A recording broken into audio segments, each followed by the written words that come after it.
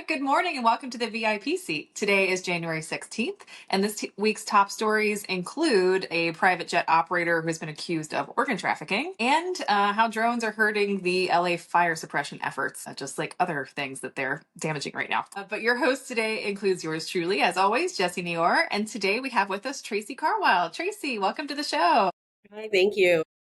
We're so happy to have you here. All right, folks, sit back, buckle up, and let's take off.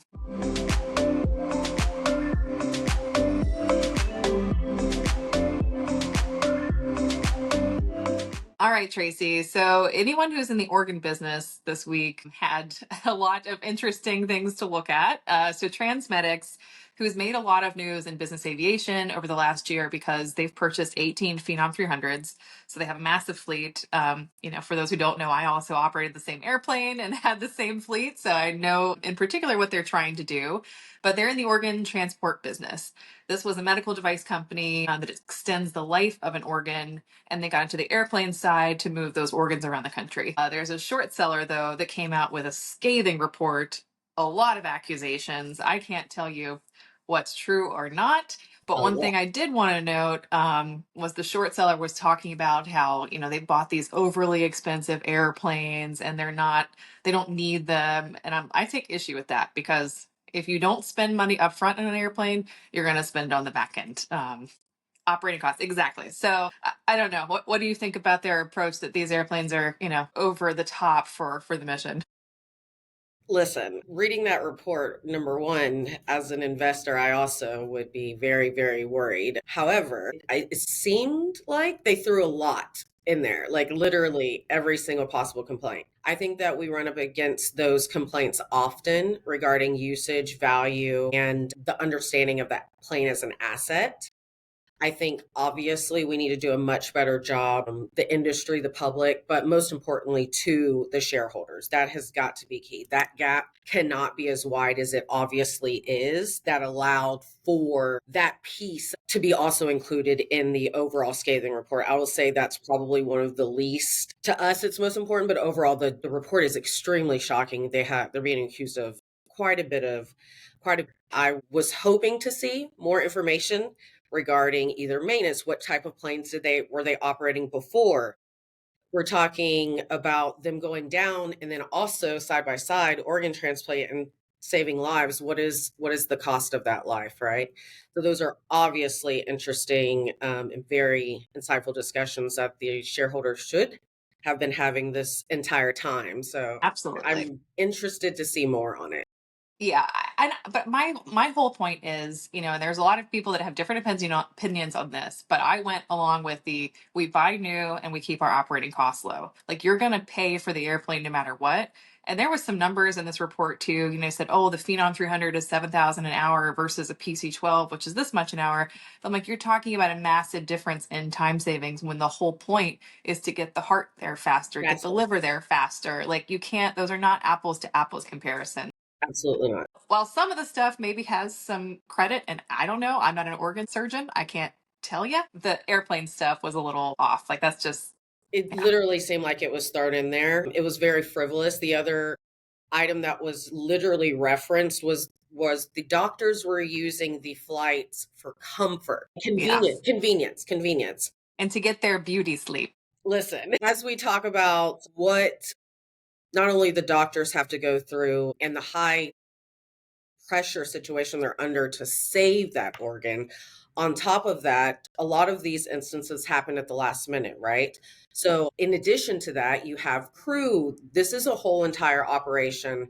And I find it very hard to believe that a few doctors are misusing an entire flight department's asset for a couple of gains. Again, I think it'll be interesting.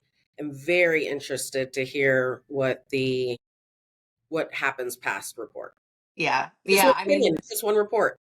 It's just one report. It was 340 pages. Yes, I read every page and it took me forever. But and I do analysis on Transmedics on a website called Seeking Alpha. It's like a stock website. So I'm actually going to be doing an analysis this week, but it's taken me a lot of time to get through that report. We'll be publishing something on that. But the whole, doctors getting beauty sleep, this sort of thing, it's like this goes back to fatigue and like crew fatigue and issues. Absolutely. It's not just beauty sleep. Like these are critical environments, operating rooms, working on patients that could, result in people's death. Like they do need to be rested. And okay, if there's a device and Absolutely. a technology that saves lives in that aspect, like that's also valid. That's not an 100%. unreasonable thing. Yeah, it was very dramatic. Some of the stuff in there, I mean, they're accusing them of like organ trafficking and some I know. other stuff. And I'm like, it seems like a stretch, but we'll see. I dig into it a little bit this week. Absolutely. With that being said, because it did also, I think your analysis will also show as you get through it, but is very important as an investor, as a shareholder, that you are asking very important questions. I think the other piece of this, as you mentioned, is this started as a startup for a medical device company that then expanded into flight. So those are obviously different aspects when you're investing. Do you have the right people in the right places? A lot of things happen very quickly, especially in the medical field. So, as an investor, you should be obviously doing your due diligence. But as a startup, you know how things shift. And in addition, you need to kind of keep your eye on the ball as well. So, those are obviously, as an entrepreneur, I know those are things that you've had to deal with, and things come up and you pivot. But the regulatory environment for both of those that you're operating in is very high. Very complicated. That was one of the things I pointed out like a year ago. I was like, that's a complicated business to get into, and you're Mhm. already in a really complicated business. You're in the medical device field. Like, man, now you have to manage both of those types of businesses, and they're very heavy in regulatory terms and safety and crisis terms. It's a lot. I would say it's a lot to take on. What? Um, Maybe they'll figure it out. Who knows? Fingers crossed. Let's take a moment to talk about an exciting step forward in aviation sustainability, AvFuel Zero. This program is redefining sustainable aviation operations. As the only robust sustainability program offered by an aviation fuel supplier, AvFuel Zero simplifies the net journey for operators of all sizes. From assessing emissions to reporting carbon footprint reductions, it gives you unmatched direct access to innovative solutions like sustainable aviation fuel and carbon offsets. I hear it from operators all the time. Sustainability is this big buzzword, but it seems out of reach. Well, AdFuel Zero helps you make sense of sustainable solutions, including what they are and how they work together to help you achieve measurable goals. But it's about more than hitting goals. It's about leading meaningful change. Discover how AdFuel is making a sustainable future accessible at adfuel.com/zero. That's adfuel.com/zero. All right. Well, speaking of, complicated situations, I think everyone was pretty annoyed this week when we saw that there was a drone that damaged a firefighting aircraft in California. They're fighting, just horrible conditions out there. So many people have lost their homes and their valuables and lost their lives. And here we go again, some unauthorized drone activity. But I did actually see an update recently. Someone got arrested Yep, they found yesterday. them. Was it actually the people who had damaged the aircraft? Yeah. Okay. The one that I think I read the same exact one. Yes. Yeah, that's good. And I have a lot to say about it, mainly because honestly, what are we doing? Like, no hobbyists, no, if you did not take the time to properly volunteer with the police department, with the fire department in Texas, we have Texas EquiSearch that searches for missing people. There are tons of rescue opportunities for you to volunteer and get licensed and be a part of a group. And the fact that we didn't do that ahead of time, but now we're now costing thousands of dollars, but potentially lives that could be saved from fires not being put out, now that this aircraft not only was damaged, it's out of service, let alone it could have caused their lives. It's almost shocking that we have to talk about it, but over 40 incidents just for the wildfires alone in the area. People need to be focused on what matters, which is getting out and doing what you can on the ground and not interfering with professionals. Exactly. Like, you're not, you shouldn't, not to be there. That's the whole thing is like these, at this point, especially after all the stuff in New Jersey and everything else, like, I think the FAA is going to have to address this in some way. I mean, I'm glad that people seemed like they're going to be getting in some serious trouble for Absolutely. this, but obviously it's not enough. Like, we still have 40 incidents, and like, how is this happening? Just because you want to go up and like film, the fires and get something on TV? Like, that's just not, it's not okay. I don't understand who thinks that that's okay to do. But yeah, it's a terrible situation. The Air Force is sending out C-130s. Lots of other people are coming together.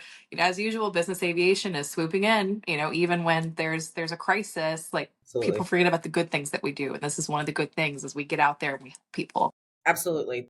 And there's tons of ways to do that. And they flipped the drone over, and if you're a licensed one is drone pilot, and your number should be on there, right? So this also leads me to believe, and I'm hoping so, that it was a hobbyist. And the reason I say that is because the FAA has been very open with the process on how to become a licensed drone pilot. It's not difficult. You can take the time to do it properly. I do believe that the gap between hobbyists and license is too wide. I don't necessarily believe additional regulation enforcement from the FAA is the answer, which is kind of what the threat was before the FAA Reauthorization Act. So I'm very happy with what they landed on, but I do feel this isn't a perfect example. Maybe it's more public education, but this is critical. It's critical because there's a couple of those incidents where they were damaged because they were flying too close and then fell on people. Like, this is falling objects. It's not, there's a lot of things that can occur, and I guarantee you hobbyists aren't carrying personal liability insurance. So then again, if something additionally happens, who's going to cover this? There's no recourse. Well, and one of the things I can't remember who it was. Someone sent me a Joe Rogan podcast, and the guy was talking about drones a lot, and that's why I tuned into it, because I wanted to hear the drone part. But he was talking about one of the big problems is in the United States, to manufacture drones, there are limitations. Like, Yes, it can only go so high. There's restrictions. So American manufacturers are held to a standard, a safety standard that helps all of us. But unfortunately, Chinese and other manufactured correct. drones are not. So they're coming into our country without the same manufacturing standards and restrictions. And I think Absolutely. that's part of the reason why we're ending up with this. So we need to Absolutely. tighten up. If we're going to make our manufacturers do this, I think we should also be putting that onto the imports that are coming into the country too. Absolutely. And the FAA is absolutely on top of that. They are 100% looking at, in the drone specifically, that they found that damage. The fire plane was actually a DJI drone. Those are the ones that are most available to private users, and those are also not made in the US. So you have to proactively install geofencing on that DJI drone and turn it on, and it will actually limit it, but it Mhm. does not come on every single drone. So if you are a pilot that is supposed to be taking it seriously, even as a hobbyist, there is a basic level that you should be doing and operating for safety in your urban areas, especially, but you should be following those guidelines everywhere. And putting the geofencing on is required in the United States. When you have a loft and you're looking at your app to even see if you're available to fly that day, it reminds you to put on your geofencing. So I know that the technology pieces in the United States are helping, but it doesn't limit that. So what does that mean? I think we need to kind of PSA and hold each other accountable. We I'll can't. hold everybody to the same standard. That's like level playing field for everyone. And honestly, sometimes people are dumb and they need to Yeah, have restrictions yeah, set into things. Like they're not in the aviation system. They don't understand what can happen, which is exactly what happened in this case. They're like, oh, I'll get out of the way if there's an airplane. Not when it's a super scooper who's dropping water, hundreds of feet above the ground. That's not going to happen. Just don't do it. I was in shock though. I mean, it said it left like a 3 by 6 inch hole in the yes. left wing. That's massive. I mean, imagine that was a windshield. Hopefully it didn't go through, but I don't know. Some of these helicopters, I just don't know. But Not enough anyway, appreciation for the pilots as well. So great yeah. flying. Yeah, great flying. They got it down safely, and I'm sure they were pretty angry that day. Yeah. Yeah, Guess what they don't definitely. get to do? Go right back up Right, in right. the mission. It's wild, but very happy to see again. Like Wings of Rescue was airlifting animals and pets out Absolutely. of danger. A lot of good stuff. People were also giving. Leonardo DiCaprio apparently evacuated a private jet and was getting a bunch of flack online. And I'm sorry, folks. If I had a private jet and my house was almost on fire, I think I'd be using that to say goodbye. Like, really? Of Like, course he's going to use it. listen, what's the weight allowance? I think that's the most, like, Yeah. okay, how many people can I bring? Okay, How bring. many people can we get in? Let's throw my Absolutely. stuff in And at there. that point, that's what I did. On top of that, it's actually really funny because you're like, wait a second, you're in Titanic, okay, like, come aboard. You can fit more people and then Oh, right. Yeah. right? Yeah. See, See? he got left behind, but not this Not time. this time, not this time. Oh, Oh my gosh. gosh. Showing our age, it's so funny. Oh, that's right. Hey, if there's anyone out here who has not seen Titanic, like, get with it. Come on. Yeah. Where are you? All right. Well, the next story, this is an interesting one. So, yesterday there was an industry day with the FAA involving vertiports, and Yes. some of this came out. There was a report that came out. It's actually 2 weeks ago. I think kind of quietly came out, and no one was really paying attention to it. But there's a new FAA study that's done studies on the downwash and outwash of eVTOLs. For if anyone's been in a helicopter before, or flown in a helicopter and boarded one, downwash and outwash can be pretty extreme It depending is. on the aircraft that you're getting on. And what they're finding is, of the four studied, and I think it was, I think Aviation International News figured out it was Joby, Beta, Archer, and like somebody else or something. I can post the article, the link here. But they're finding some of these eVTOLs are producing 100-mile-per-hour winds, even like 40 to 100 feet away from the eVTOL.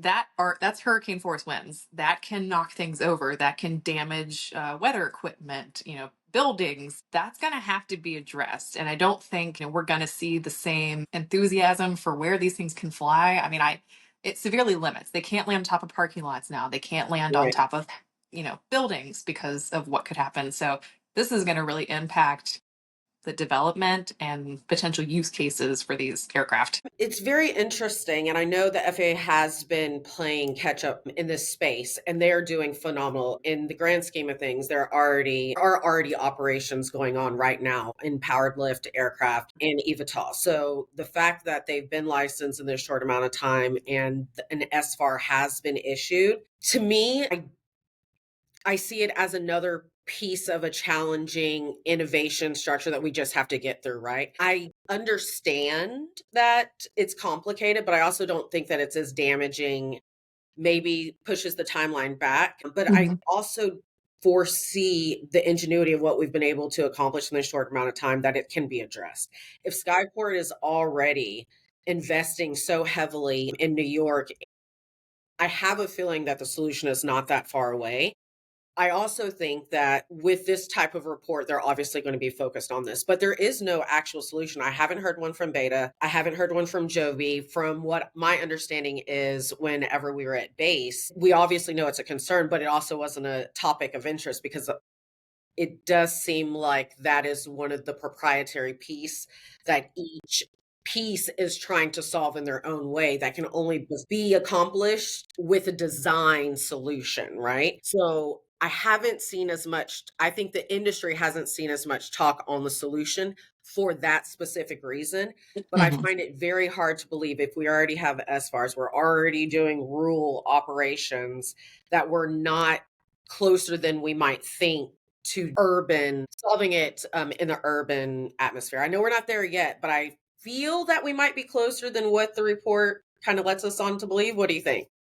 Yeah, I honestly I have no clue. I mean, I think I was surprised at these numbers. I've been Yes, in a lot of helicopters. I was originally from the helicopter industry, and I'll tell you too, there was one time we landed near a hospital and I was very uncomfortable. It was a Bell 407, really not a lot of downwash, relatively speaking, but just the place that they put us in, and it was near a dumpster. And then you started seeing the downwash was pushing stuff out of the dumpster. Like helicopter pilots have gotten in these situations, it's a little scary. You it get is. whiteout conditions, brownout conditions. I think they're just going to have to, and because of these aircraft, they're so much lighter and they have more disk space. That's what's creating all this additional wind velocity that there's way more than a helicopter. So I think it's going to present another challenge, and it's like, what is the use case for these? Maybe New York's fine because those heliports are on the water. If there's a 300-foot distance between a ship and the helipad, okay, or vertiport, whatever we're going to call it one day, I know, right? maybe it works, but I think this does put another complication in the process Absolutely. that they're going to have to figure out. So, Especially for urban flight, right? I think that's yeah. obviously where Or we want to get to personal use quickly. case. Yeah, we Yeah. want to get to quickly. But yes, it's just unsafe. Yeah. That's You don't want very, to be standing next to these things. So we're going to or have have to figure that something out. come across the field, the Hmm. airfield. Yeah, I mean, these were significant distances. And they're saying too, because you've got like, usually a helicopter, it's a single disc and it's pushing downward and there's less things happening, with the wind kind of pushing each other. But in the case of eVTOLs, because you have so many rotor discs, I mean, they're interfering with each other, they're creating irregular patterns. And I think even in one of these articles, it said the FAA was having a hard time actually modeling it out because it was so complicated. So I'm Right. like, wow, it's interesting. Very Right. interesting. And it's very interesting to see from beta to Joby also kind of the different types of solutions from either landing vertically versus to putting landing gear. And now you're getting, again, much closer to a manned aircraft. Mhm. However, we have solutions, right? We do have solutions. So I'm hoping to see, like you said, more conversations around what those solutions are. There's a lot of investment going on, a lot of talk about what the FAA needs to do to help them get to where they need to be. But these are critical items because they affect more than just operations, infrastructure. Who's going to pay for that, right? That obviously is key. And we know what that looks like currently for commercial airports. So then again, the question is, are we editing and upgrading current, or are we then building separate? And who's Yeah. paying for that? Yeah, and where the resource is going to go to, because the FAA is limited in its resources in the first place. I do think, I mean, they've been on top of this. Real, I know that eVTOL people probably wouldn't think so, but like the people who've been in the industry a long time in the Yes, certification process, like they're actually moving relatively quick in terms of FAA terms. 100. When I saw that, I was like, they already had the when at base when I saw they had the SFAR already. Like those are operating, and it's great. It's great to see.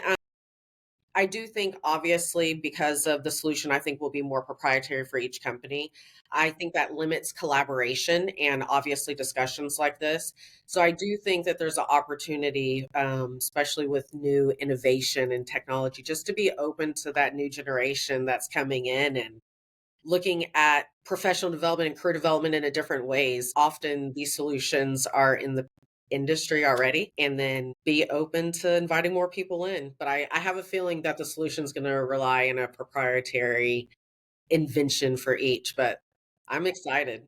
Well, they might want to start banding together because, when it's a safety critical thing, usually working together gets you there a lot faster. And, it's going to be the best eVTOL that wins. And I don't know if, the downwash and outwash is going to be the thing that is going to set you apart from everybody. Maybe to get you there faster. I don't know. But what do I know? I'm not an engineer. I know. I'm excited.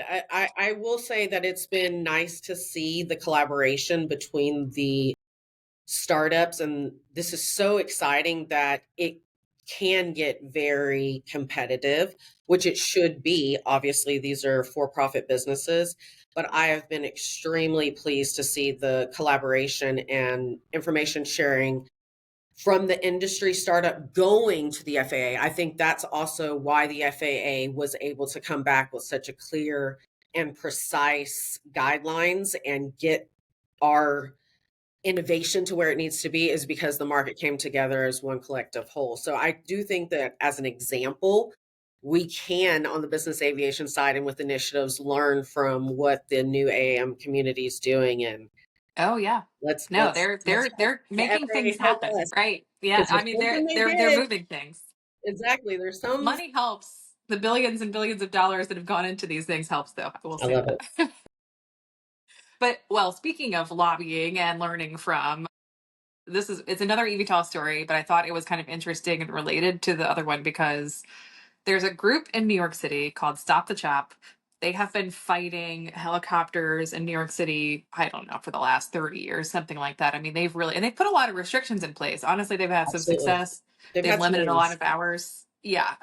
And me, I'm an aviation person. I'm like, helicopter, cool, but not everybody thinks that. And so they're one of the people that are trying to get, the noise reductions in New York, which a part of it I understand, but also I'm like, it's over the water. Who cares? But their new strategy, and I think everyone just kind of needs to keep an eye on this, especially if you're in the helicopter industry, they're really pushing the adoption of eVTOLs because they're saying they're greener, they're cleaner, they're quieter.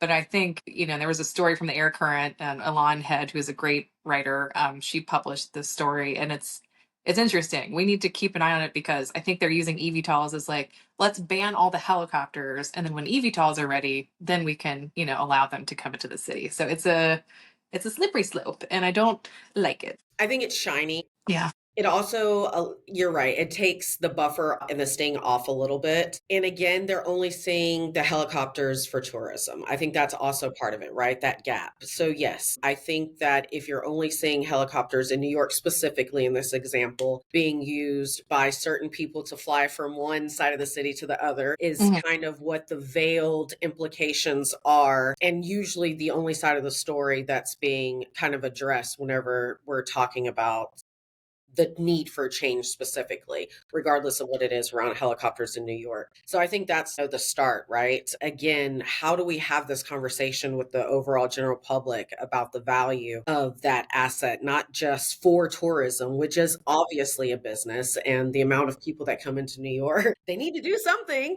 So from that point alone, but in addition to that, from a very serious aspect, those helicopters are valuable, and we just have to close that gap, because when we have to go up and fight against the city at a city level, we're not speaking the same language with those people that do have the actual complaints. So I think Well, that's the challenge.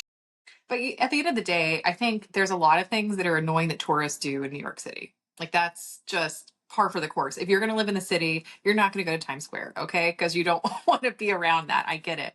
But also, I don't think we should be restricting people's ability to enjoy an experience like that. Like how, that's a once in a lifetime thing. A family may take a kid, that kid gets inspired and is flying over the city. Like what a cool thing that's part of an amazing experience in life. And I understand restricting it, like you shouldn't be doing helicopter tours at 10 o'clock at night when people are trying to sleep, but also like let people like enjoy this, in some way, in a reasonable way. And maybe I don't know what all the solutions are, but I don't like the pressure to like completely ban the helicopters in New York City, except for obviously military, police, and air ambulance. But let people fly. Come on, I mean it's amazing. Of course. Yeah. What's the benefit? I mean, what's the benefit of not having them fly, right?